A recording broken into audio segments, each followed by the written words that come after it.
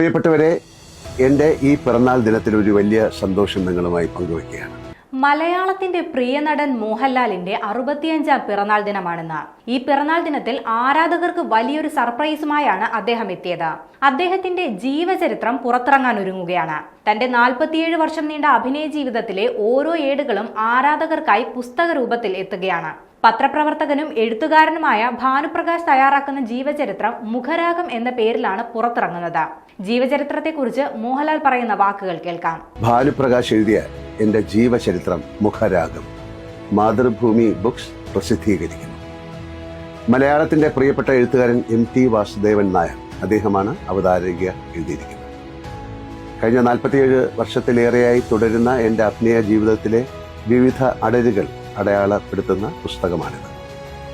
ഏറെ വർഷങ്ങളായി എനിക്കൊപ്പം സഞ്ചരിച്ച് എൻ്റെ ജീവിതം അക്ഷരങ്ങളിലേക്ക് പകർത്തി എഴുതാൻ ഭാനുപ്രകാശ് എന്ന എഴുത്തുകാരൻ നടത്തുന്ന പരിശ്രമങ്ങളാണ് മുഖരാഗത്തെ യാഥാർത്ഥ്യമാക്കുന്നത്. 1000ഓളം പേജുകൾ വരുന്ന ഈ പുസ്തകം എൻ്റെ സിനിമാ ജീവിതത്തിൻ്റെ 47 വർഷം പൂർത്തിയാവുന്ന 2025 ഡിസംബർ 25 പുറത്തുവരും. നന്ദി.